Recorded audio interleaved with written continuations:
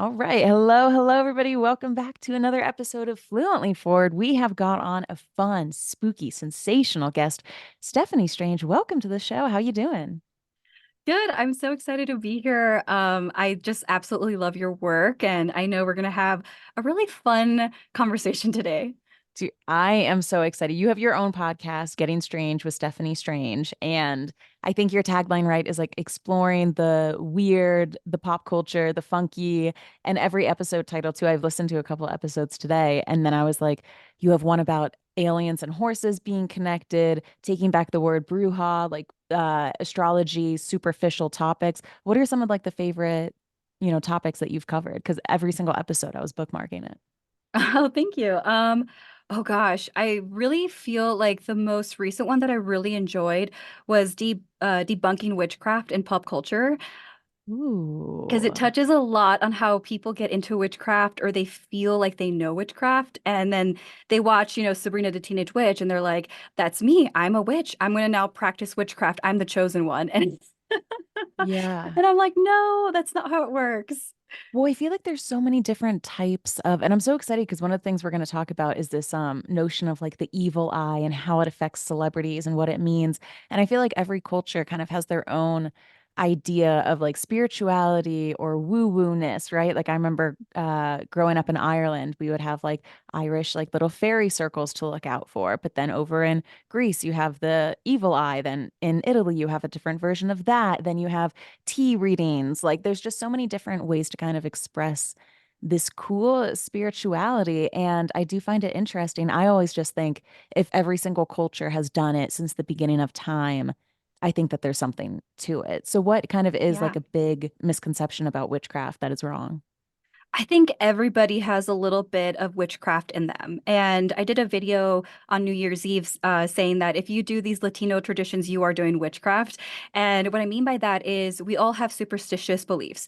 We all come from a family that does something that is rooted in superstition, lore, and magic. And everybody, if you are somebody that comes from pagan roots, or if you are indigenous, or you're from the East, doesn't matter where you're from, your culture has some form of witchcraft, quote unquote. And I say witchcraft because that terminology was definitely a terminology used for people that were not part of the status quo, which was converting to Christianity and assimilating to things.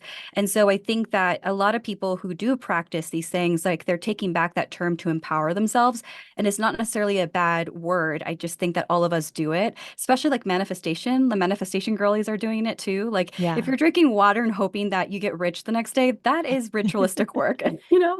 Yeah, dude, and honestly, like we did an episode all about manifestation and the placebo effect in science because I'm always just so shook by the concept of the placebo effect. Like literally your thoughts that they won't cure you, maybe it's just your symptoms that they're curing, but the mind is such a powerful thing and I feel like all of this stuff is like written off by a lot of people. And I saw this incredible TikTok that was saying about specifically Christianity. And they were saying it's so male centric in a way that we don't even realize. So, like, imagine a church where you go into this building, all of the leaders are all women on stage. The person who welcomes you is a woman. The person who does, here's the Eucharist, that's a woman. Only women leaders. And they all preach about a giant mother in the sky and her holy daughter. And then they tell all of the men in the church, you have to be subservient to your wife. It's all about worshiping your wife. Like that notion of a religion is A, so insane.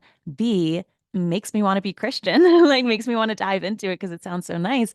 And also C, I've heard a lot of people say that about astrology is that so many women are drawn to astrology because it's almost like a form of religion or spirituality that's women centric. And a lot of females have like turned to it over time because the church wasn't exactly for them. It was mostly like male focused. So I just find that interesting, like what people kind of gravitate to based on history or where they are in culture. Yeah, and people forget too, with astrology in particular, a lot of men were doing astrology back in the day, a lot of Dude, them. everyone, yeah, the Egyptian, like everyone was, yeah. Yeah. And like I always tell people that like astrology in particular, and I know we're going to get into it more so, but I feel like people try to diminish witchcraft and astrology and all these practices as like a form of narcissism or ego-driven drive. And it's like not necessarily like if I want to practice astrology to to better understand myself, like that's my right to do so. I'm not a narcissist for that, but we'll get into more of that later. Yeah, and not to mention the number one question the astrology girls ask are, what are your big three? Like they want to know somebody else's big three. Hmm. So anyway, so all right, well, let's get into our first topic here. This one I thought was so interesting, and I think that there are a lot of misconceptions around it, which you could help us out with. But I've always been drawn to this idea of the evil eye. And when we had this comedian Zhao Ying Summers on recently, she was telling me her Chinese upbringing, her mother particularly kind of cautioned her against fame growing up because she was saying, you don't want to be famous. Like, you don't want the jealousy, the bad karma, people looking at you with these bad intentions. And there's even kind of a little bit of a new trend of celebrities keeping their relationship private, maybe for the evil eye or maybe because they, want to protect something sacred. But there have been celebrities who don't share their partner until they're now walking down the aisle. And some people say, these different celebrities like Halle Bailey, Keke Palmer, Simone Biles, who, some people might throw the term pick me around, but who show all of this love and adoration for their man, it ends up kind of backfiring and the man does something stupid or says something out of pocket. The relationship like has bad reputation after a while. So I just wanted to chat about this notion of like the more famous you get and the more eyes on you, are you kind of reaping a little bit of negative energy because there's so many people that are consuming your face and your voice? I think that so with I love the evil eye because aside from like the iconography of what the evil eye is, I think that belief is very universal, whether people realize it or not. It's kind of like hearing the terminology of like you don't want to wish death upon people. Like you don't want to hate somebody enough that you wish them to die the following day. But I think that like, one of the things that I learned from one of my friends who is a witch is that when people think you're being cursed, right? They think that you're pulling out the candles and you're doing a whole ritualistic thing. And realistically, it's just wishing ill upon somebody, like wishing death, wishing that something bad happens. And I think that like all of us have the power to do so because we're all energy. Like that's at least how I perceive things. Like we're all energy. How do we, at the end of the day, come home and just relinquish that energy of the outside world and just restart? And I think that whether you wear an evil eye bracelet or whatever it is, like I think that again, we're more powerful than we think we are. And I always tell people like the first step is believing that you're stronger than whatever is being thrown at you. That's how you break a curse. And I mean, I'm wearing like my little like San Benito bracelet, right? Like I grew Mm. up with the Saint Benedict bracelet that my mom would always share. And, she would always caution the story with like, oh, we wear these bracelets because I remember when I lived in El Salvador, the neighbor, her daughter died because somebody gave her the evil eye. I'm like, what? I was like, no way. And I don't know if that's like a made up story or not. I mean, it's tragic if it is, but I don't know if it was like the evil eye. But regardless, I strongly believe, though, that people can wish ill upon you. Yes. And that notion too of it seems like there's kind of three definitions of the evil eye that people talk about. And one is that version that you mentioned, right? Where it's like an expression that somebody puts upon you, right? It's like a jealous action, a look of jealousy. Some other people think that the evil eye could be like a literal magical power. Like with your eye, you can inflict an omen or misfortune on someone. And then sometimes it's like associated with black magic. Someone did an evil eye on me. There's like this curse, this hex upon me. And it's interesting too. You said that bracelet. What was the name of the bracelet again? I San call it, Benito. yeah, or like the Saint Benedict bracelet. Yeah. And I just find that like the Saint Benedict bracelet, there's also that, I forget the name of it, but there's that amulet that people wear. Everybody knows what it looks like. It's like that blue eye. And so then sometimes Oh, people yes. put it on a red string. And when I was looking this up online, people were saying it's important to have that be a bracelet because then they say once it like soaks up enough negative energy, it'll either A, fall off your wrist or B, develop like some sort of nick in its eye, which is how like you need to get a new one. And then I found the most disheartening stuff ever. They say somebody has to give it to you as a gift for it to work. And I was like, oh, I was about to go on Amazon, which is like the least like spiritual thing ever is like getting your evil eye amulet from Amazon. But they were saying that Alexa Demi, who was in Euphoria, she has an evil eye tattoo. And people were saying that's actually really bad because then it soaks up all of the negative energy and it basically puts it inside of you. So you're not supposed to have it like technically on your person. It's just supposed to be like around you. Have you heard of that? Yes. And I've heard like people rebuttal, like, well, I guess when she dies, she'll release all the bad energy. I was Yeah. like, I'm like, okay, that's morbid. Yeah, I saw a girl with like an evil eye phone case, and I'm like, I feel like my phone is already enough bad energy. I don't know if it could soak up anymore. Like it comes from within. But there were all these very cool, different kind of like things that people say are related to celebrities who might maybe be trying to do some sort of evil eye protection or kind of banishing of negative energy. So Meghan Markle has been seen to wear a lot of evil eye jewelry, and I feel like she needs it. I feel like, I mean, Meghan Markle, like, I think if I type into Google, like, list of most hated celebrities, Meghan Markle is up there. Like, the amount of Hmm. vitriol. Who do you think of when you think of the most hated person? Like I'd probably say Donald Trump, but like I'm not like looking out Yes, for that's a him, good you one. know? Yeah. Yeah, that's a good one. I think of like Meghan Markle for sure, which when that, the evil eye bracelet came up, and I don't know if you saw that in the notes, but then also there was like this outlet that were like, "Oh, did you see how she wore this crystal? It's aquamarine. That means for protection." And I kind of think this goes back to what I said earlier, where I think because people don't like her that much, they're trying to find anything witchy about her because like the Mm. idea that she could even end up, with like a royal is like impossible because that's how much they hate her. And I'm just like, chill out. Like you guys are just racist. Just chill out. Like I mean, I don't know if I believe the crystal that she had is a protection amulet, but the evil eye thing I did find fascinating. I also think of Jojo Siwa. Didn't she just like deactivate her social media page or something? Oh my I God. don't. I would be so sad if she did. I just saw on TikTok a video of her like sniffing poppers and then like performing at a pride parade.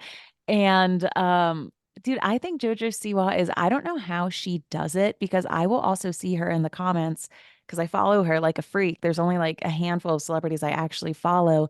And she will like respond to the hate comments or whatever. People will be like, oh my God, like she's the worst. And she'll respond and be like, yeah, but you're still talking about me, or like, glad to have you here. And I'm like, how is she handling comments better than I, as a 30-year-old, 31-year-old woman, does? Like, there's just something about her. But then again, I always think it might be narcissism. Like, sometimes I look at celebrities and I'm like, they're so strong. And then I'm like, oh no, I think they actually might be narcissists, you know? Absolutely. Absolutely. Because it's so sad. I was talking to a friend of mine recently, and I said to her, the internet does do a lot of like fangirling or, yeah, fangirling over gay men, right? But who's like a popular lesbian? And then she said Jojo Siwa. And I'm like, wait, is that why she's hated so much? But then I look back on like what you were saying. I'm like, well, there's some Delulu with her though. Like, I don't think it's just that. You know what? I No. am thinking though, it's like her. I'm thinking of like Ellen DeGeneres. I, why can I not think of other popular lesbians? I'm like only thinking of Sarah Paulson, I Yeah. suppose. I feel like no, Cara Delevingne. I also just feel like so many celebrities are bi. Like the list of Yeah. bi celebrities versus like lesbian celebrities is just like a massive. But I mean, like content creators specifically. I know JoJo Siwa is both. She does a lot of content, and she also Mhm. does stuff on TV. But like when I think of content creators specifically, I'm like, you can name so many like popular gay men who are content creators, but not necessarily lesbians. Like there is, but they're not on the level like Jeffree Star, right? Like I can't think of a lesbian on that level. I don't know. Just something I No, thought about. same. Like all the lesbians I know are like Shannon Burns, like it's a little bit more like niche YouTubers and stuff like that, Hmm. which is interesting. I'd love to Right? see a breakdown of influ. Like, I want to know the most popular age, gender orientation, like star sign. I feel like a lot of Leos would probably be drawn to something like that, although it is a Oh, little bit yes. more digital than celebrity. But I just find all of that interesting. It's like what is it? Gen Z says like the number one career they want to have is a content creator. I'm Oh, like, yeah. I'm no, not you don't. surprised. Like, rethink it. But anyway, some more of this like protection that we see. Taylor Swift had been seen wearing different tiny like braids in her hair. And a lot of people were like, what does this mean? Does it have something to do about an album coming out? And people were saying they believe it's actually a protection braid and you're supposed to make it specifically like a small braid kind of at the nape of your neck. And you're supposed to do that anytime you're about to be in public and a lot of eyes will be on you. So we saw her wearing one of those braids when she went to Jack Antonoff's wedding, I believe. And then when she was at the Super Bowl, she had two of those braids in, which made people think, well, Super Bowl, that's the most eyes you would possibly have on you. Maybe it's a double Yeah. braid type of situation. Had you heard of protection braids before? I know that like people not necessarily, but I've also heard of the idea of like anything really like the like for like magic, right? Like the idea that if you do something, it's gonna create a result, which we go back to like manifestation, right? So I think that no, I haven't necessarily heard that, but wouldn't be surprised either. I remember when I was on a TV show, the makeup artist was telling me that she does makeup for other shows and stuff like that, and she was telling me that like a lot of these celebrities carry crystals and do these other Yes. things. And I'm like, wait, you have to tell me who, but she wouldn't. I was like, okay, it's fine.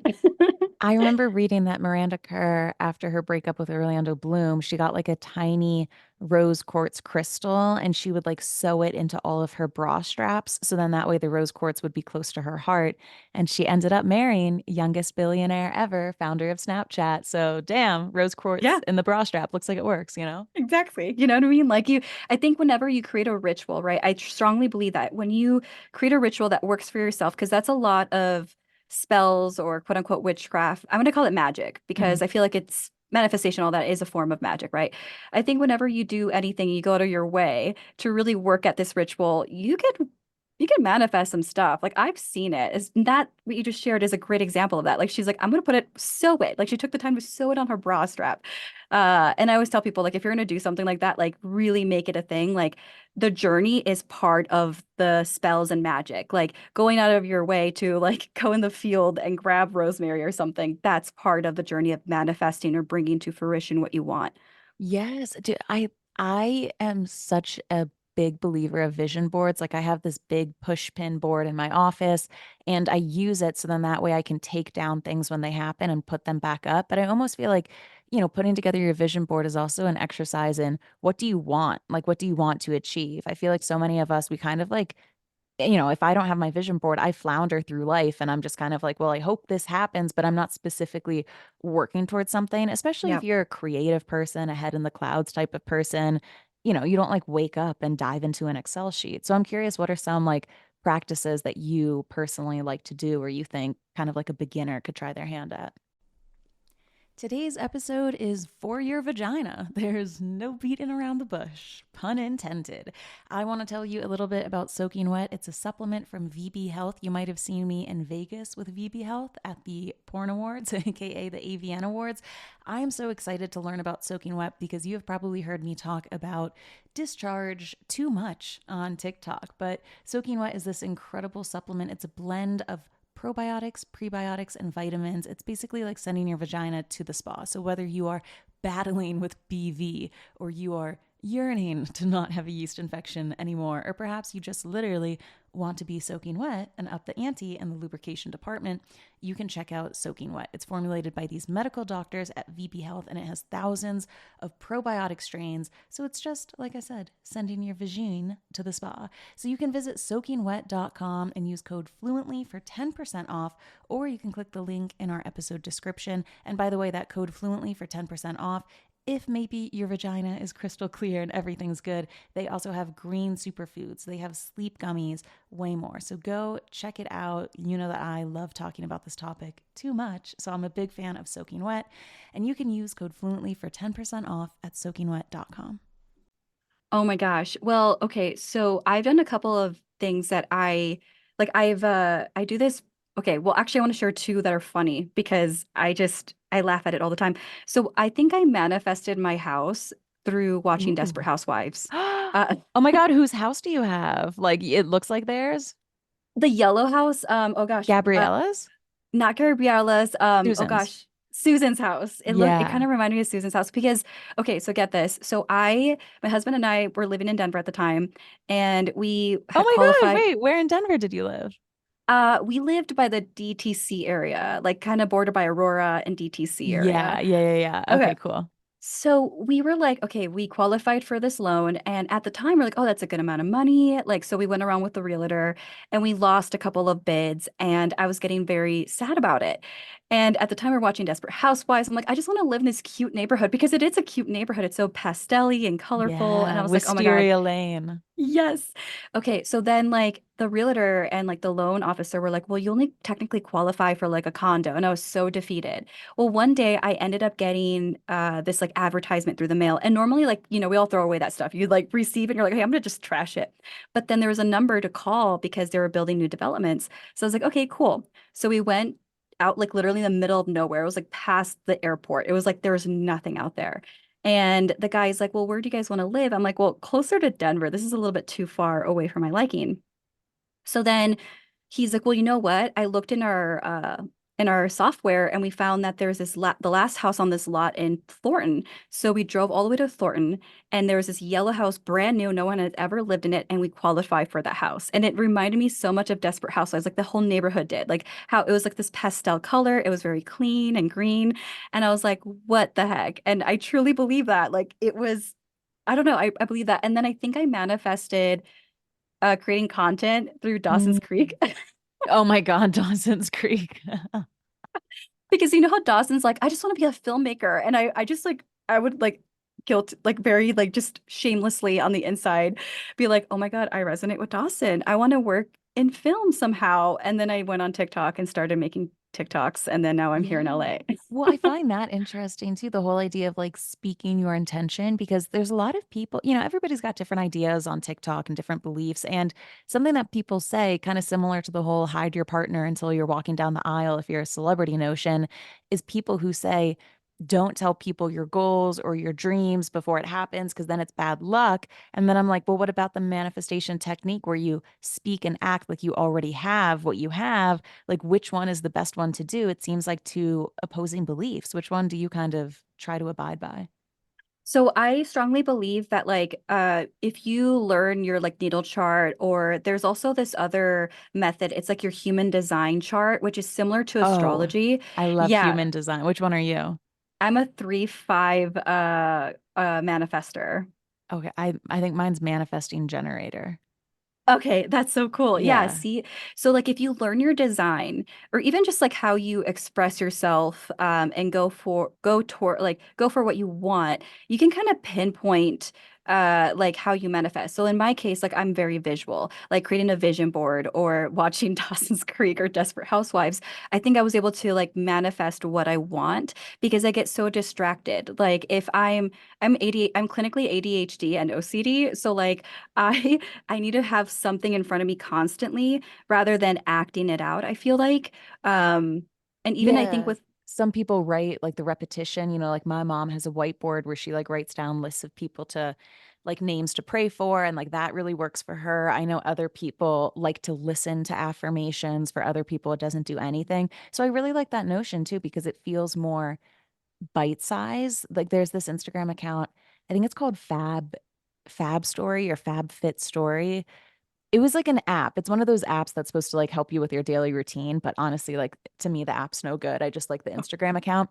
But they will have ideas for your morning routine where, based off of if you wake up in a good mood, if you're energetic, if you had a nightmare, if you're feeling lazy, if you're feeling anxious, they will provide different morning routines for you based off of how you feel. And I always like that because, you A, get to make it more personalized, and B, sometimes you don't want to do the same thing every day. Sometimes you woke up and you feel great. Other times you wake up and you feel like you're in a coma and you need more sleep. So I just kind of like different ideologies around routines or habits or manifestation techniques where each person does get to make it their own. So that way it fits better.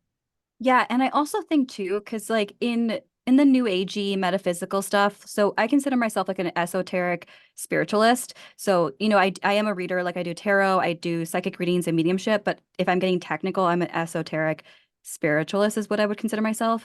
And I think in the new agey stuff and like the more like fluff stuff, there's a lot of toxic positivity. So like going into manifestation and you're in the point that you're making, like there are people that are like, oh, you don't want to like say this negative thing out loud because it like deters your manifestation. And it's like, no, you have to understand the good and bad. Like that's just life, that's reality. And if you continue to go down this toxic positivity, it creates such a, I mean, yes, you want to be Delulu, but you don't want to be Delulu to the point where like, you are exhibiting narcissistic traits, or you are just being, you know what I mean? Like just you're not rooted in reality, because a part of this is you have to have a balance. Totally. I remember I went through a bad breakup and I would be like licking my wounds in bed over it. And I would think to myself, oh my God, like, I'm like, what if I'm never meet another person? What if I'm alone for the rest of my life? And then this was at the same point in my life, I was on like tarot TikTok and like getting all of these like manifestation things. And then I would beat myself up for even thinking that because I would say, oh my God, I'm thinking it. I'm spending time thinking about it, which means it's going to happen. And I'm going to make it happen for myself because I'm thinking about it. It's almost the same way that like, I feel like there's so many expectations on women in society for how you look, but then you want to be a good feminist. So then you're like, oh my God, like I need to change this about my body or my face. I don't like it. And then on top of that, you're like, and I'm such a bad fucking feminist for even caring about how I look. And it just makes you feel worse, you know? Like Yes. yeah, you just like end up reprimanding yourself. Yeah, and I think that like that's so important, right? That what you said because it's like we have to honor like we are the way the thing that I like to say is we are spirits having the human experience, not the other way around. And I think that there's this weird toxic like godly terminology and expectation within this like I don't know, spiritualist movement of like the new agey metaphysical. Like you have to be positive. It's like, yeah, I want to be positive, but my heart, like I'm sad right now. Can I just take a moment and honor that? Like, let me take a moment and honor that because, and I'll give you an example. So I had a therapist and he was an indigenous queer man, and this is very important. I don't like to just say people are gay. Like I don't like to describe people like Yeah. that. But it's very important because like he understood so many sides of me and that not many therapists could or have since then. And when I was so nervous to talk to him about like, okay, I'm like a medium and I do like stuff with my guides. I don't want him to think I'm crazy. And he understood all of that. And I remember this one time I finally just vented to him about this breakup and how this guy told me he was never going to love me and how that really just traumatized me. And he brought in my spirit animal Mm. and he made me meditate on that in the session. And I came out of it like, no, I needed that to be the Steffany today. Like it no longer affects me. And like that's so much more empowering than, oh, I gotta avoid the negativity. I gotta avoid it. I gotta avoid it. Like that's how do you grow from that? I think too, like when you can confront like these moments, right? The human experience, the good and bad, it takes you a step closer to your goals, right? Like I'll give you an example. When I was diving into my spirituality and I decided, okay, I'm going to go from being atheist to I'm going to dive into this. I'm going to be a practitioner. Well, not a practitioner publicly, but I'm going to really learn psychic mediumship and all this stuff. Um, I remember like feeling like part of that is being honest with my friends and family and being more public about it. And that was scary. And I remember that like also confronting that I could be wrong, right? Like going from atheist to believing again, that's literally saying out loud, I think I'm wrong to Mm-hmm. everybody. Yeah, yeah. And I lost friends over it. I broke up with my 7-year relationship over it. Not just that, but there were other things too. But I was confronting so many things I was avoiding because I was not being honest with who I wanted to be and who I was. And that was scary. But I think that we go back to like when you go through these moments in life, it teaches you something and then you know what to like from there you're like okay now this happened, okay now I'm ready to take on what I wanted to do with my life. Yeah, and I also feel like the body always knows too. I feel like there's been so many breakups I've had where at the before we break up, I'm anxious, my stomach's in knots. I'm like checking their location. I don't know what to do. I'm like, we can't break up. We can't break up. Like I know it's gonna come, but I'm doing everything in my power to push it off and making myself miserable and like not eating.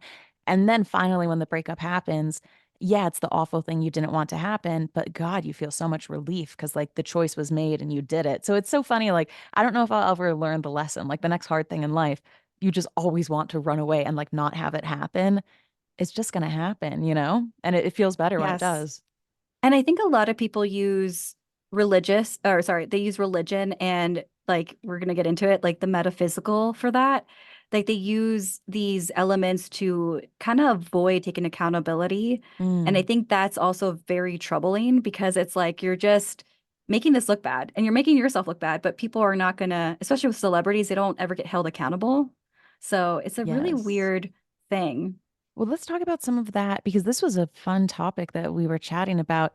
Different celebrities who have kind of changed their stance on spirituality and religion throughout their career. Like one person that I think of course is Kanye West, right? Like now he has Sunday service. Now he's like deeply into Christianity. He's even telling, I mean, he's confusing because I feel like he was like, I don't like the fact that my wife is like showing her ass to the public and dressing up like women need to be modest. But then Bianca, his new wife, parades around town wearing like I don't know, a receipt from CVS wrapped around her body. And like, that's it basically. But you were telling me about this and I was looking it up. Kat Von D, like, obviously, I remember her from the days of YouTube with her makeup line, and she was all about like darkness, witchiness, the occult, coffins, bats. And she recently denounced all of this to embrace Christianity. So, how did you hear about her story? Oh my gosh. So my algorithm was like showing me a snippet of her basically saying, like, ever since I converted to Christianity, I realized that all my friends that do tarot and crystals and meditation and yoga, they're miserable people. And I'm like, hold up. Don't you love when Hold when someone makes a generalization like that? I'm always like, wouldn't it be so easy? Wouldn't it just be so easy if like all girls are like this and like all Tauruses be like this? And it's like, I wish. It would be nice if it was that simple. Yeah, and like she even said too that she was aware because she has people that she loves that still they do these things, but she knows that she's gonna upset them, but that's how she strongly believes. And it's like, here's my stance. I truly think people like Kanye West, and Kat Von D, and these people that make extreme changes, they exhibit traits of narcissism. And I don't Mm. want to call them narcissistic people. I don't want to armchair diagnose, but I mean, Oh, I by the think way, you're on Fluently Forward. That's all we do. Say that they're bisexual too. Just go for it. yeah, like I think most celebrities are narcissistic and they use religion, whether they are following Abrahamic religions or they are getting in with the new agey stuff and crystals and all that stuff. I think they use that as a guise to reinvent themselves and get the praisal that they are unique. Yes, and I feel like so many times people talk about it in the sense that like they're so holy, but in the words that they use, there's judgment, there's shame, there's guilt, there's ridicule, and everything she was saying, she was saying here that she like threw out all of her stuff, even stuff about what was it? Yeah, she threw away her occult books, including those on witchcraft, meditation, and yoga. And I'm like, really? Like you're gonna demonize yoga? And then I saw this quote online where somebody said, "Oh, it's kind of like when people quit alcohol, but they take up cigarettes. It's the same thing with a replacement." And I find that interesting when somebody yeah, like, oh, I'm not into spirituality. It's awful, but Christianity is the way and the light and it's everything. And it's like, well, I'm not really seeing a kind of balanced form of thinking. It's just a similar obsession and lifestyle and devotion, but it's just to one thing in a sense. Yeah. Oh, yeah. And then like she also went on to say too that oh, well, I never really read those books anyway. So I'm like, are you admitting that you were a poser then? Or are you Yeah. admitting like, which one is it, hun? Because you look bad either way. Like, No, like, so totally. you bought these books and you don't know anything. And I think that's another thing too. A lot of these people that get into esoteric things, occultism, metaphysical, whatever you want to term and like use the terminology. And when I say this, you Which, by the guys, way, what does metaphysical mean? so I use these words interchangeably just because some people get scared of the word occultist, Uh, but I feel like it's a lot of like seeking to understand like the ancient wisdom of things, right? So, before the church came and said, this is the devil's work, a lot of like pagan works, a lot of Eastern works, indigenous works, they were doing all these things, right? And I even know like the Vatican, like they obviously took a lot of things and put it away, but a lot of these practices were open to, well, not open to the public, but there was obviously specific groups that were practicing these things. And so I use that. So if you are somebody that does witchcraft, quote unquote, right, in this context, or you do tarot, or you dabble in astrology, like all of that is in a way in adjacency to like mysticism and occultism and metaphysical stuff. Today's episode is For Your Vagina. There's no beating around the bush, pun intended. I want to tell you a little bit about Soaking Wet. It's a supplement from VB Health. You might have seen me in Vegas with VB Health at the Porn Awards, aka the AVN Awards.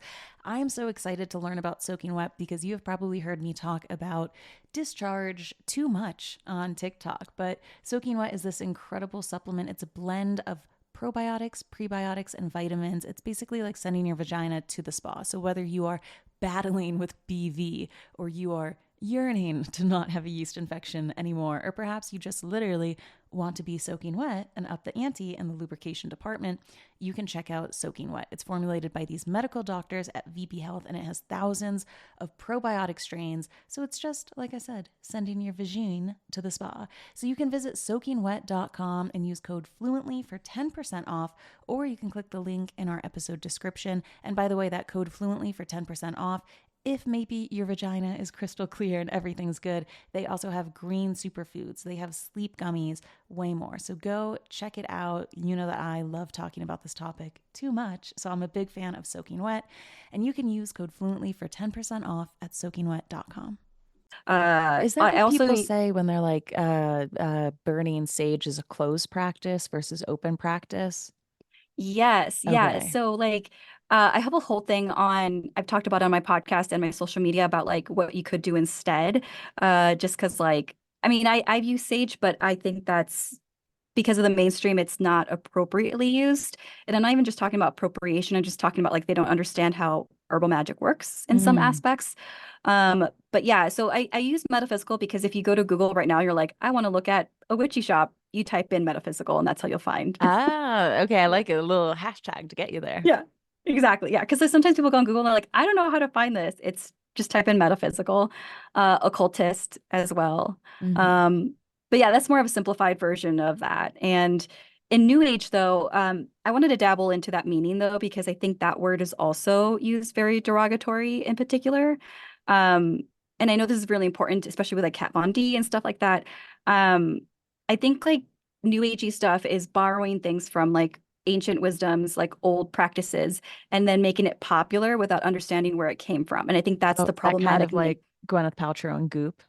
Yes, yes. Yeah. Yeah, she also had like a she works with this guy who's like the medical medium or something like that, and he has like no credentials and he's Yeah, I heard there was some sort of like big Goop conference where, of course, the tickets were like 7 grand for like a weekend or something. And I think he was there and spoke at it, and there was some sort of like yes. slam piece about it, which is just so sad that like such a beautiful industry, right? Like spirituality and wellness could have so many fucking grifters in it. You're like, come on, like why not do like Yes. accounting or hiking shoes or something? Like why does it have to be like wellness and spirituality that these people flock to?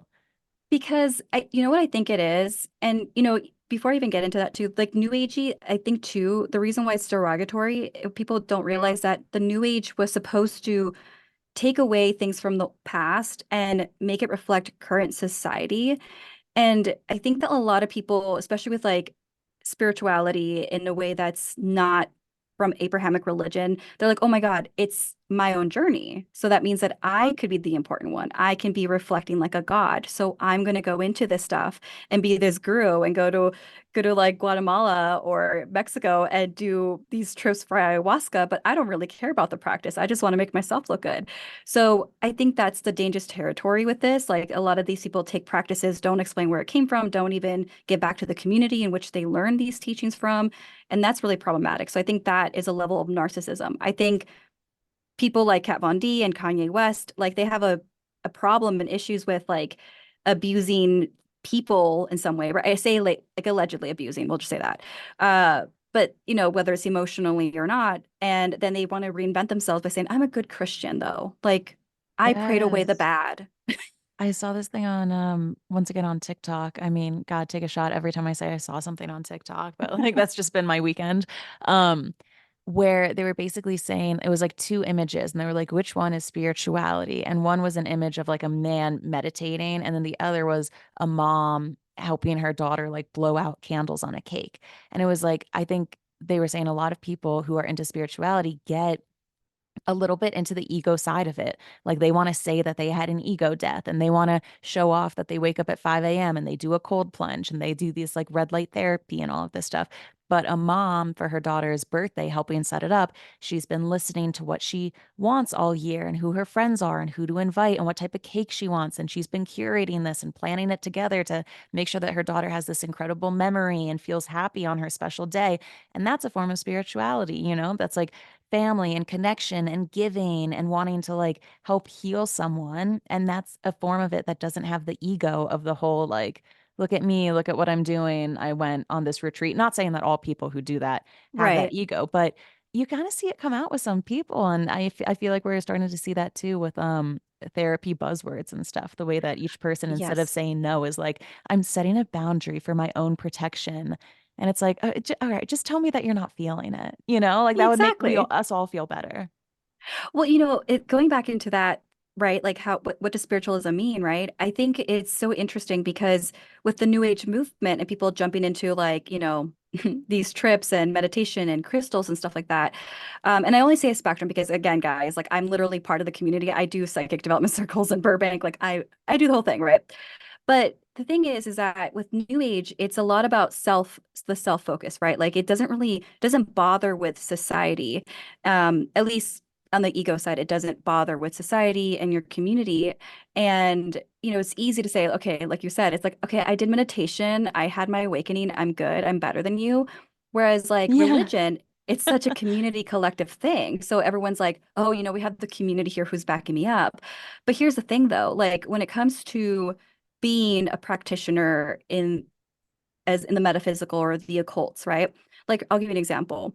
Um, I think it when you get to a point in life where you just do things for people without them asking, that is enlightenment. Like my Mm. friend, she had a hard time getting pregnant, and I gave her for So I thought you were Christmas. about to be like, so I got her pregnant.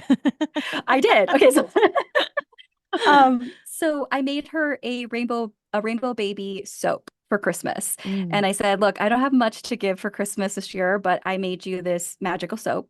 And every time you wash your hands, I want you to like envision that baby and envision a lot of good luck. And she's pregnant now. She's about to have her baby in September. Oh my So God. yeah, like that to me is like enlightenment. That is like doing what I do because it brings the close loved ones happiness, you know? I mean, I'm not going to go Yeah. on a list of things I've done, but that is an example for this reason. I don't like to like, oh yeah, I do that. No, it's just more of like the things No, I do with my loved totally. ones. It's the thoughtfulness, like, and being thoughtful is, a form of meditation, right? Like you thought about your friend, you meditated on what they wanted, what they needed, how you could help. It's just that kind of general awareness. You know? Yeah. So I think that's fantastic. Now the last question I want to ask you here about this Kat Von D thing here. She had this quote where, and a lot of people were saying too, like her transition to embracing Christianity, is this just part of like a new era because influencers are always trying to like adapt and change something to keep people interested, and everyone's saying like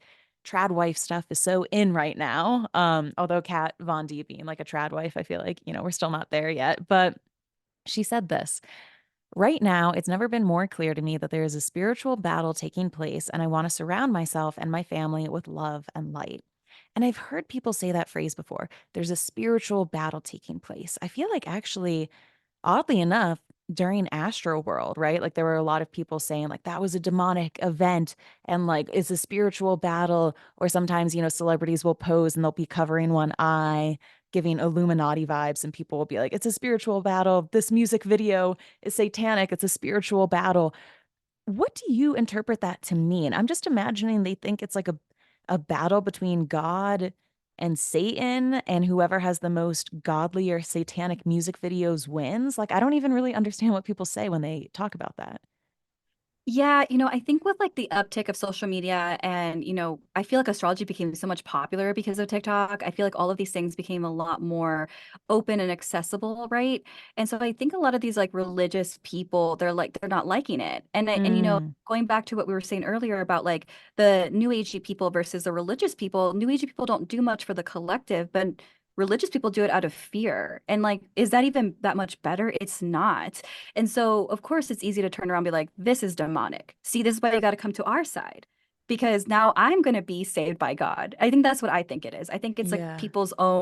their own battle within themselves of like, oh, I got to prove that I'm really good, but not because of I care about people. It's because I'm afraid of going to hell. That's why I like so many things about Judaism so much, because they don't have that all encompassing. I mean, growing up Catholic, right? It was like, oh, do this, or eternal damnation. And it's just like, damn, dude, that's the ultimate trump card. Like you literally can't get worse than eternal damnation. And like that's what you're gonna threaten me with every time I do something wrong or I masturbate. Like, are you kidding me? Like eternal damnation. And it is funny how shame and guilt are like these huge motivators that a lot of us have been conditioned to like be driven by ever since we were a kid, if we grew up religious, and how much it stays with you, you know, like even deep into like your 30s, 40s, sometimes forever. Yeah. Well, and then also like Kat Von D, I think she's very close to being a triad wife. Like, I don't know if you Mm. saw how she like she basically went online and she started telling people that uh To her like get off their current birth control or something. oh my God, she's done. You guys gotta look at this timeline. It's so bad. Like she was like, okay, sorry, side note. I know that she, during COVID, she was like telling people like, oh, you're gonna wear that maxi pad on your face. And then she got fired from her like high voltage shop because she was like trying to privately open up the shop during the COVID, during the pandemic lockdown. And she was trying to get people to go in through the back or something like that. And Isn't she that was like, insane? Also, like a maxi pad, yeah, better than two tampons in my nose or trying to put a diva cup up there. Like, please. It's just like ridiculous. yeah, like I also saw online too that like there's a study and I actually went to like a previewed study and I can send it to you too if you want to add it on the sources or whatever. But Mhm. like they were showing that people that were who are anti-vaxxers or like acting very rebellious during the pandemic lockdown and stuff like they exhibit high levels of narcissism. I truly think that Kat Von D is a narcissistic or is a narcissist. Like denying vaccines, saying that didn't she say her the vaccines can cause autism at one point or something like that. I don't even Probably. know. I know there was, oh God, who was it? There was a male celebrity who dated a woman. Oh my God, I'm forgetting who this was. We talked about it in an episode, and oh my God, it was Jim Carrey. It was Jim Carrey. And he went to a bunch of like anti-vax marches because like his girlfriend was like super into it. And it was like, vaccines cause autism, et cetera, et cetera. I will say I myself, and I want to preface this by saying I am vaccinated, but I was a little bit wary of the idea of the vaccine just because, like we had never done a vaccine so Yeah. quickly. But the main thing that it taught me was like, I'm not going to be one of these people on Twitter who pretends to be an immunologist or like know everything about jack shit. The main thing it told me was, I don't know jack shit about vaccines. I actually don't know how long it takes. I don't know what the process is. I don't Yes. know all of this. The same way I don't know about COVID and I don't know about how things spread. Like, I think the main thing was none of us had been through a pandemic before. And I found it crazy that there were so many people who literally, like, I knew them. I went to college. They studied like engineering, and they're like, here's what you need to know about COVID. And it's like, you studied engineering. Like, we need to listen to actual experts. But there were so many people in all types of directions being like, oh, listen to me because I get a vibe that like this is what you do instead. And it's just like, just put the mask on. What the fuck are we doing? It's such a small ask, Like, we're not asking you to put a bowling ball up your butt or something. Yeah, but I think it really shined a light on who these people who show these like really dark traits. Like, isn't it called like dark triad Yeah, I traits or think something? that's narcissism, so sociopath, and psychopathy. Yeah, I'm like, I always forget that third one. Yeah. And so, yeah, and like, feel like she obviously hit that check mark. Also, like how she went under scrutiny for like dating all these like racist men. She has like a history Mm. of like dating racist people. And then got to the point where like she went, I think, on video and she was like, people don't know about this, but I'm Latina. And it's like, if you have to explain that you are a person of color, but you're not, like you're white passing, calm down. I am Yes. brown. Dude, Calm down. I knew that she was problematic, and she was also friends with Jeffree Star, or like were they enemies or something like that? I just remember like God, the way that YouTubers back in the era, they were effing messy. I kind of miss it. Like it would be so fun to like bring it back. But nowadays I feel like people get quote unquote not like canceled on TikTok, but even that girl who was like, let them eat cake or whatever in her Oh, Met yes. Gala, you know, I think her content is like annoying. She's like showing off how rich she is. But the way that she was like throttled in news articles for that, I'm like, dude, back in the day, what Jeffree Star was doing on a weekly basis, like it was 10 times more drama. It was insane. And I don't think they were posting it on news. You had to go directly to their pages to get all the tea. Yeah, it was just it all kind of felt like a little bit underground. Okay, well It let's did. let's talk about this. We were talking a little bit about paranormal TV shows. And something that I think is interesting is paranormal TV shows, kind of like the Goop effect, what we were talking about, there's such a lack of diversity and inclusivity in these TV shows. I remember when we did I believe it was a public episode all about Vampire Diaries. So Kat Graham, she played Bonnie on the show. And obviously the show's like all about vampires, but she was a witch.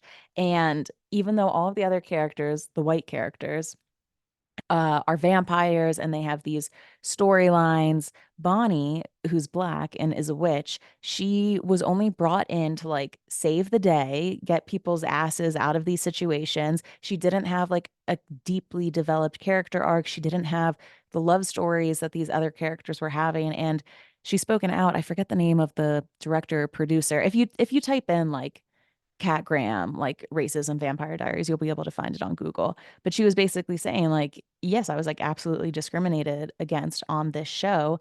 And I feel like that happens in so many different TV shows. There's always a wicked spiritual woman of color, and it's like such a negative depiction of them. And they're not at all like put on the, given the same storylines or the depth as the other characters are.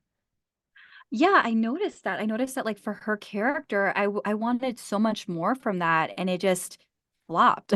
Yeah. I was like, what happened to her storyline? And didn't like I don't remember that if I mean guys, I'm probably wrong on this on so many levels, but I remember for like Black Lives Matter like during 2020, I think I saw people on the writer's like Instagram page. Yeah, they brought it back, and I think she had to, oh God, I remember she like made some sort of statement being like, we've talked and like I forgive them or something like that. I think it was around 2020 or 2021. Oh, I was being such a creep. So I went on his Instagram and like he posted like I'm for Black Lives Matter. And then the comment section is like, well, if you cared so much, why did you do her wrong? And then everyone just started I saw the whole thing happening in real time, how they started flooding. Yeah. Yeah, it was great. Because they need to be held accountable. I think that like people they want to they complain at the wrong thing. Like going back to like that content creator and like let them eat cake. It's like I get that you're mad at this creator, but I think like we go back to even further back in the beginning of this conversation, like let's think of like a popular lesbian content creator. I can't think of one. Like yeah, there's a few, but not to the level of like Chris Olsen. And then going back to now TV and all this stuff, it's like you guys complain at like the actors and all these people, but then you don't even go to like the director or the producer or the writer. Like I was Yeah, surprised dude, at that. like they would get more mad at like Nina Dobrev, for Yeah. example, than the actual like casting director or something, which is always like it just feels so like, it just not going after the source. And also I Yeah. think but I think that there's good examples of I'm happy that for House of the Dragon, they had one of like the seafaring families that was like a black family. For Hmm. Bridgerton, right? They had they have Yeah, Indian Bridgerton was couples, I great. think. I haven't been catching up on Bridgerton after the season one, but I see enough clips of it on TikTok that I feel like I know what's going on. And that's just nice to see. And it's nice to see it in like big franchises that people care about, not just like some sort of like straight to streaming show on like Fubu that like nobody's going to watch. I mean, obviously it's still not equal at all, but it's No. nice to see little tiny steps, and it's nice to see so many people supporting those shows, because I feel like it's the worst when like they try to throw, oh my God, they also do this too where like there's always like in and just like that with Sex and the City, how they had Stanford and Anthony, the two gay characters, end up Yes. married. And it's like, okay, they hated each other in all of Sex and the City. And now all of a sudden, oh, they're the only two gay guys left in Manhattan. Like, are you fucking kidding me? Like, why are they together? It just felt like so wrong. Yes. So I just always wonder, like, how is it that these studios have so much money and so many people to hire, and they're just shitting the bed left and right when it comes to diversity? Oh yeah, no, it's the weirdest thing ever. Like, I recently watched the movie Tarot. I don't know if you saw that movie. It's I I don't saw that you have a podcast episode about it, but what's the movie about? so it's basically like these group of teenagers, they go to this Airbnb, they find a deck of tarot cards in It's the like basement. Jumanji. Okay, and And so she starts doing a reading on everybody, and apparently, like, spoiler alert, guys. I don't know, spoiler it, please, sorry. Please don't listen to this. I don't know. Just kidding. Or maybe don't watch the movie. It doesn't matter. I don't yeah. know. I'm being a hater right now, but it's okay. So she does a reading on all her friends, and then basically the outcome, it releases a monster and it goes after them. Mm, And originally it's supposed to be an astrology like movie, but then I guess like something happened and they had to make it into tarot. And so it felt like more like an astrology piece, but then they have like this like I think it was like a white woman like out in the middle the Midwest is what it looked like, and she's like, I know all about these ancient wisdoms. And I'm like, are you for real right now? Like, It is such a it is such an epidemic. Like you see it happening too. And like a white girl is like, I heard about this new thing. It's called like oiling your hair. And it's just like, are you kidding me? Like that's been oh God, what was the one thing that there was a girl on TikTok who was like, what is this vibe? It's giving like Scandinavian clean girl, and a bunch of Indian girls on TikTok were like, no, that's Indian fashion. Like yeah. literally. What do you mean Scandinavian? It's just it's insane. But speaking of the tarot movie, what do you think of that vibe where like you're not supposed to do Ouija boards because it invites in spirits, but every little kid wants to do a Ouija board? What's your thought on that?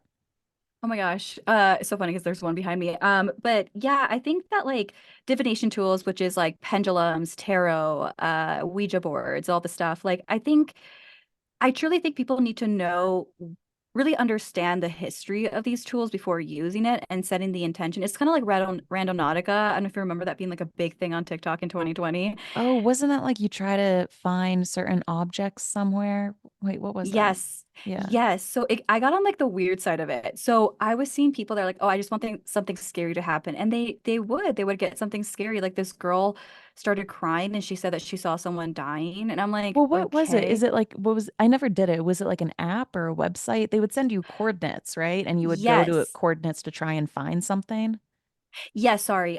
So it's an app, and then like basically you're supposed to like think while it's generating these coordinate points, and it's supposed to be something with like quantum physics. I don't know. And basically while it's doing that, you want to like think about like what you're trying to manifest or what you want to see. And like there's this whole Reddit thread where like people are like, I want to see the color yellow, and they would end up somewhere with like a yellow post or Stop. something I'm like like that. literally gonna do this tomorrow. Ooh, wait, I Yeah. like it. But then people would manifest that they see something bad. Like people are just like they wouldn't even put much intention. They'd be like, I just want something scary to happen. And then like, this happened with those kids that saw the suitcase. I don't think they said they wanted something scary to happen, but I don't think they set the intention or something. I could be completely wrong. Oh, yes, I remember. Was it what was it? There was like they found a suitcase and there was like a dead body stuffed into it or Yes. something. Mm-hmm. Yeah. Yeah. Yeah. Yeah. And I think like especially with Brandonautica, like if you go to Reddit and you read these stories, like people will ask, like, well, what were you thinking before that? Or like, what did you manifest? And I had a friend who she's afraid of gnomes. And so like she used it and this is They during should took the her to like a gnome factory or something. it did. Oh my God, it did. So it took her to this like gnome garden, like someone's house, and they had all these gnomes in their front lawn. And I guess she asked it to like show me strength. And it was eerie because I think that was the message of her like getting over the fear of gnomes or Oh my something. God. It Oh was my weird. God. Yeah. Or it takes her to like a gnome doing like a bunch of like one-armed push-ups or something. And it's like, this is strength, baby. Look how strong this gnome is.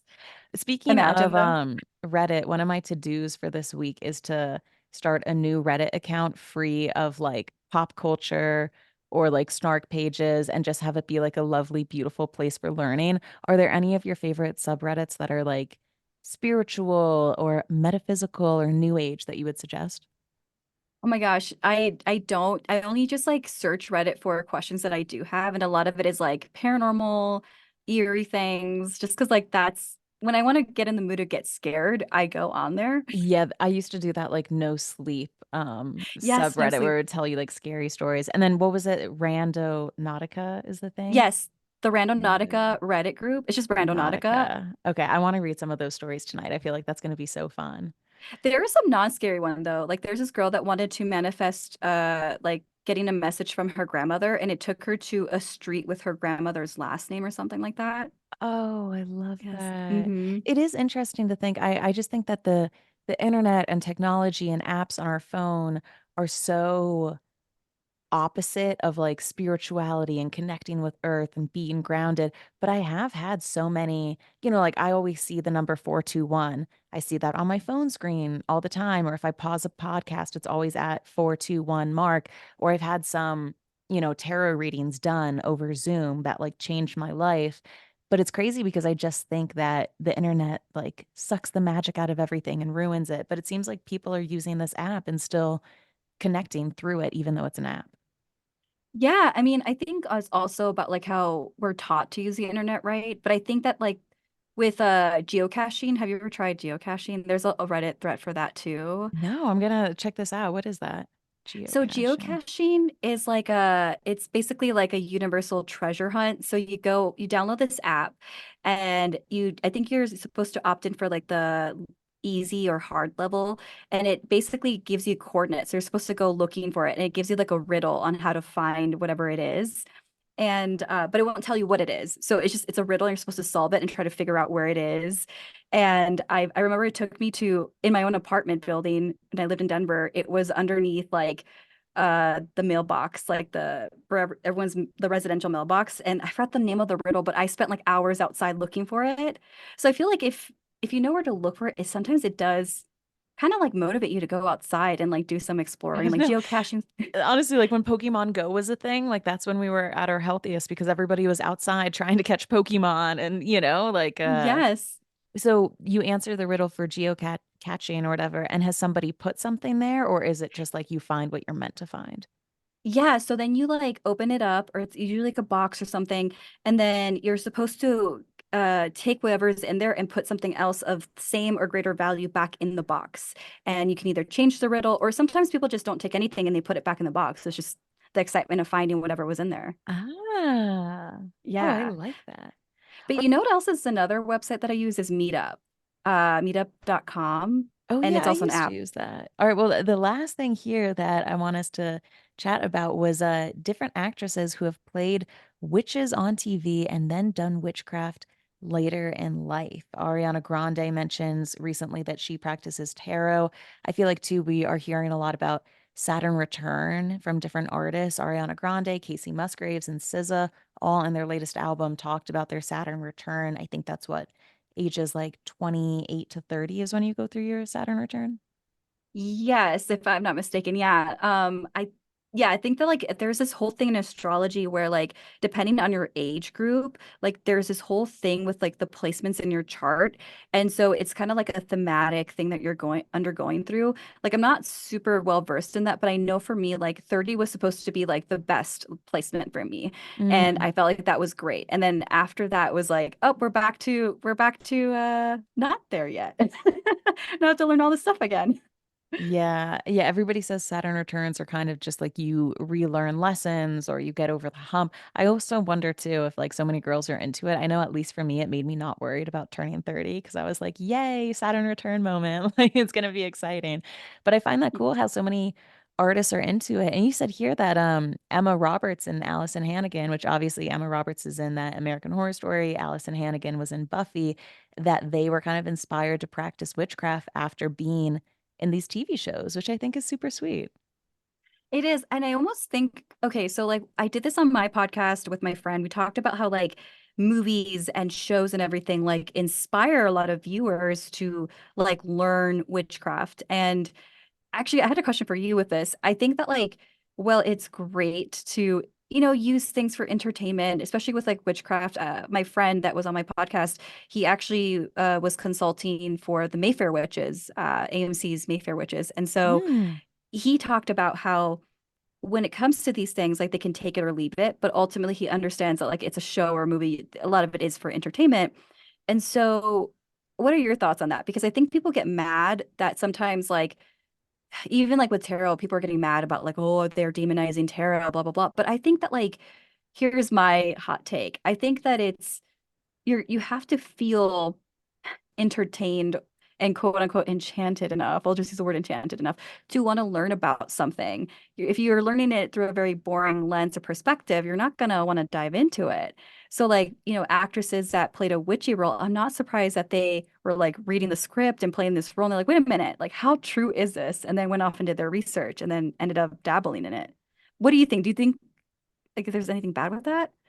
I mean, I wouldn't think so. I think it's true with like every TV show that you get sucked into. Like there's something about watching and consuming a visual medium, and TV shows and movies really like hook you, and it's like a very immersive experience. Everybody makes those jokes on TikTok about how like after you finish watching a movie and you walk out of the movie theater and you're like in a different dimension or you're pretending you're one of the characters in the movie because it just like changed you so much over the last 3 hours. And I think that happens with everything, right? Like I watch Game of Thrones and I look into the lore and I imagine like what would I do with my dragon eggs? Like what would I do if I was Khaleesi? And then I could imagine all the way down to, yeah, like you watch something about witchcraft and it makes you interested and you want to look it up. And I almost think that it's like an interesting tool that we can use to kind of inspire people. It almost sounds like propaganda, but there's this guy I follow on TikTok and he made this really funny video where he was like, an influencer discovers what a bus stop is. And he was like, hey guys, like I just found this incredible thing. And he like shows a picture of it. He's like, it's this thing where like you sit here on the road and then like this vehicle comes up from down the street and you go on and then it takes you farther up the road and you can just wait for it. However, like this is how I like to sit here and wait for it, but you can try it however you want. And something about it, I was like, why is this making me want to take the bus? Like just the idea of somebody reframing or rephrasing something. And I feel like I see that too with ASMR artists on YouTube. Like they'll pick up their hairbrush and they'll be like, here's a hairbrush. And like, I love the curve of it here. And the bristles sound so nice. And this handle is so smooth. And before I know it, I'm like, Yes. I thought that was a regular hairbrush, but now I'm entranced by the hairbrush. Like, wow, that is a lovely piece of what a stately hairbrush that you have. But the only thing that's changing is the perception and how you're perceiving it and how somebody's presenting it. So I feel like for better or for worse, everything in Hollywood or shown in media is kind of glamorized or romanticized. And that's why people are like, don't show an age gap relationship. Like, don't show this dangerous thing happening. Because even if you're trying to say that it's bad, for example, the TV show You, where Penn Badgley is stalking Oh, someone, yes. there's parts of that show where you're like rooting for a stalker. And it's awful because he's perceived in like this beautiful light. So I just think everything that kind of comes across the screen and media. Oh my God, maybe it is a spiritual battle, but like it makes you kind of a little bit entranced by it because it looks like famous and cool. Yeah, like, well, even with like Ariana Grande, she went on that I think it was like a podcast or something. I don't even know what it was, but she was saying that she does tarot and all of this stuff. And it's like, well, okay, that's cool. Like, good for you. I'm glad that maybe it took this role in Oz to want to learn more about witchcraft. But then I don't know, did I tell you this or not? But then when I found out about that, it was because it was like this really like extremist Christian lady on TikTok was like, "Do you see? She's doing demonic stuff. I'm I so saw that disappointed." same TikTok. Yeah. And she was like, and she's wearing red in the interview, which is the devil's color or something. And I was like, oh Something God. I was ridiculous. like, how'd this end up on my page? Yeah, well, and then it just took me on this whole thing. Like, I almost made a video on it, but I was like, "Ah, I don't really want to feel, I don't feel like fighting with these religious people. Like, Yeah. but like little do they know that like tarot, if you look closely, it does have like biblical undertones to it. Like the lovers, Adam and Eve. Mm. Like, it's just so funny to me. I'm like, okay, not that it matters, but like, whatever, you can do what you want to do. It's not like Well, it's also a practice let that makes you think more deeply and makes you wonder and be more curious versus, and this is no shade to Christianity. I think that there's so many different beautiful parts of religion. Like I think the yes. community aspect of it, I think the notions of faith and grace, there's so many good things about all Mm-hmm. types of religion. But that whole notion of, well, if you have a question, don't question it, just have faith. Like you're not supposed to ask questions, you're supposed to just believe. Whereas tarot is more of like, ask questions, be curious. What do you Mm-hmm. think? This is meant to help you, to guide you, to help you learn, be like a tool that you can practice with. It's kind of separate notions, but who could be against that notion of tarot? Like it's all about trying to explore what you think and figure out why. Like there's nothing bad about that. Yeah, and like I think too, what people don't like those people, right? Like not like you said, I don't think all religious people are like that. I mean, I have some amazing friends that are Christian and Mormon and Catholic and all this stuff, and they're very kind people, and I see, like you said, the beautiful parts of it. But when those people like the extremists come on and like, do you see this? I'm so disappointed in Ariana Grande. But it's like, first of all, who asked you? Ariana did not ask you. Should ask Yeah. you. And they It's got like, mad at Olivia Rodrigo because she wore this shirt in Barcelona. A fan gave it to her. And when people do like those like the saint candles, but they make it like, Katy Perry as a saint on a candle. So they basically showed it was like a oh drawing my of gosh. Jesus, but with like Olivia Rodrigo's face. And she put it on and Oh, people that's were right. like, I'm like never gonna listen to her music again after she wore that shirt. And it's just like, come on, like I don't know. When I was growing up and reading about Jesus, I don't think Jesus would be super fussed by Ariana Grande putting on that t-shirt. Like there's bigger fish to fry, my God. Oh my God, yeah. And like they're saying things like, oh, she's worshiping tarot and all this stuff. And it's like it's not worship. Like you shouldn't be worshiping a Yeah, priest, but you guys do anyway. Like I it's no know. different than but like with her doing tarot, like if she wants to just like feel the energy or ask a question to seek within herself, that's fine. And I think with tarot, people think that it's like a definitive thing, like this, your fate is sealed. It's like it's not sealed, you guys. It's just to get insight on the energy that you're currently on. Yeah. And even things like I think a lot of people look at the death card and they think that means actual death. And it's like, no. If anything, the No. tower card is what scares me the most, you know? Like it's Oh, yes. so I think a lot of people are just um I don't know. They're scared of what they don't know. Exactly. And so I think that's, you know, I think for the craft too, that one, oh gosh, what was her name? I wrote this down somewhere, but for the craft, that was like the most like accurately depicted. I want to say the craft was accurately depicted movie for witchcraft in some aspects of it. Oh, let me look this up. I Um, don't know if I've seen it before. The Craft movie, 1996. yeah, let me I forgot her name, but she did go on and say that she did practice witchcraft. Let me pull her Is name it up. Farusa Balk, Robin Tooney, Neve Campbell, Rachel True, Christine Taylor? It was Faruka.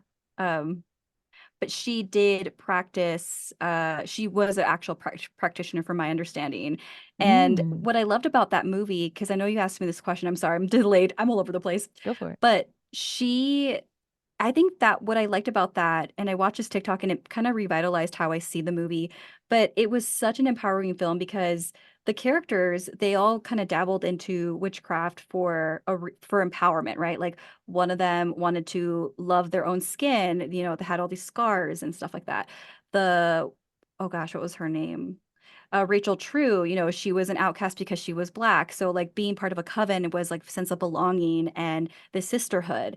And then Nancy's character, she was in this very traumatic household. And so they all kind of got into witchcraft for a reason to feel a sense of control in their lives. And then in the TikTok that I watched, Neve Campbell's character, Bonnie, I believe, no, not Bonnie. Sorry, Sarah Bailey, Robin, her character, they were saying that she was a pick me because while all of them used witchcraft to empower themselves, she was doing it for like, oh, I want this guy to love me. Can he like Love bump? potions. Yeah, love spells. And so they're like, she was the pick me, she was the bad guy. But in the film, when you watch it, obviously she's not the bad guy.